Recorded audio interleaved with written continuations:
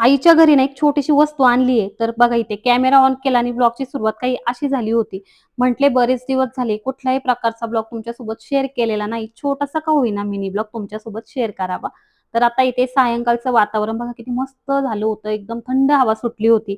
एकतर दिवसभराचं बापरे इतकं जास्त गरम होतं ना, तर आता इथे चालला होता आरवीचा मेकअप. तर असा काही अवतार करून घेतला होता.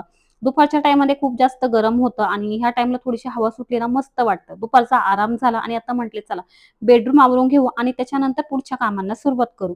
तर त्या दिवशी एक कमेंट होती, की "ताई आईची तब्येत बरी आहे का?" तर आईची तब्येत आहे तशीच आहे. त्याच्यामध्ये काही सुधारणा नाही. ती दिवसभर झोपलेली असते. पुन्हा आजारांना तिला सुद्धा सामोरे जावं लागत आहे. आणि तिची व्हिडिओ घेण्यासारखी असती तर नक्कीच तुमच्यासोबत शेअर केली असती. पण ती त्या मनस्थितीतच नसते, की तिला मला व्हिडिओमध्ये दाखवणं योग्य वाटत नाही. तर तिची तब्येत बरी नव्हती, तर त्याच्यासाठी आले होते. म्हटले चला स्वयंपाक करायला लागू. पण त्या अगोदर ना, घराच्या आजूबाजूला ना, जवळ-जवळ 7 ते 8 घरांची कामं चाललेली आहेत. त्यामुळे सिमेंटची जी धूळ आहे पूर्णपणे घरात येते आणि तुम्ही विचार करू शकता त्यामुळे स्किनची काय अवस्था होत असेल. तर आता इथे थोडंसं फ्रेश झाल्यानंतर मस्त बॉडी लोशन लावून घेतलं आणि लगेच लागले स्वयंपाक करण्यासाठी. मस्त अशी तांदळाची भाकरी. तोपर्यंत पप्पा मला एक साईडला भाजी साफ करून देत होते मेथीची. आईकडे आले की कंपल्सरी मेथीची भाजी करतेच, कारण तिला पण आवडते. बाकी ती इतर काही जेवण असं मनापासून खात नाही. म्हणजे कुठल्याही प्रकारचे गोड पदार्थ अजून तरी खात नाही किंवा कुठलाही स्पेशल पदार्थ. त्यामुळे मग मी येताना मेथीची गड्डी घेऊनच येते. तसं 3-4 दिवस झाले मी आता इथेच आहे. म्हटले थोडा वेळ तिच्यासोबत घालवावा आणि भाकरी झाल्यानंतर इथे बघा गॅस अशा प्रकारे खराब झाला होता. तवा इतका तापला होता ना, की थोडं जरी हाताला लागला असता ना, हात अक्षरशः हुरपळून निघला असता. पण गॅस क्लीन करणं हे कंपल्सरी. अशी सवय कोणाला आहे नक्की सांगा, की कितीही गॅस गरम असला तरी एक असं पुसून काढायचं म्हटलं ना आणि क्लीन झाल्यानंतर एक वेगळ्याच लेव्हलचं सॅटिस्फॅक्शन भेटतं. आणि आता इथे भाजी करायला घेतली होती. ही मला सवय आहे, की भाकरी झाल्यानंतर तव्यावरती लगेच भाजी करून घ्यायची.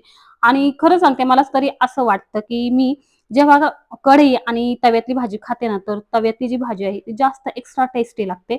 मग त्याच्यामध्ये मेथीची असो किंवा भेंडीची भाजी सुद्धा मस्त होते तव्यामध्ये. आणि इथे बघा काळी घेवडे अशा प्रकारे शिजून झाली होती. ह्याची आमटी सुद्धा मस्त लागते. तर मस्त वाटतं इंद्रायणीचा गरम-गरम भात, काळ्या घेवड्याची आमटी, मेथीची भाजी आणि तांदळाची भाकरी. तर इथे राहिलेली गड्डी सुद्धा साफ करून घेतली. अरवीचं काय चाललं होतं, मयुरांना एक आहे ना तिला भटकं कुत्रं भेटले छोटंसं पिल्लू आणि त्याची अवस्था खूप जास्त खराब आहे. तर त्याला आता डॉक्टरांना वगैरे दाखवलेलं आहे. तर थोडंसं त्याची ट्रीटमेंट चालली आहे. तर आरवी त्याला जेवायला देत होती. मयुरी सुद्धा जॉबवरनं आली होती. एवढे कपडे असून सुद्धा तिचा प्रश्न होता, की बाबा आता काय घ्यावं? आणि मी तिला विचारत होते, की "तू जे इंडक्शन आणलेलं आहे, तर खरंच चांगलं आहे का? त्याचा काही उपयोग आहे का?" कारण सर्वांना माहिती आहे आता गॅसचा खूप जास्त तुटवडा आहे. त्याच्यामुळे प्रत्येकाचा गोंधळ उडलाय. तर मयुरीने हे आणलं होतं, तर मी पाहत होते, की कोणत्या मूडवरती आणि म्हटलं चला एक्सपेरिमेंट करून बघावं. तर खरंच पाणी चांगल्या प्रकारे तापलेलं होतं. मला पण ओके वाटलं. तर चला भेटूया नेक्स्ट व्लॉगमध्ये. तोपर्यंत चॅनलवर नवीन असाल तर सबस्क्राईब करा आणि लाईक करा. Bye bye.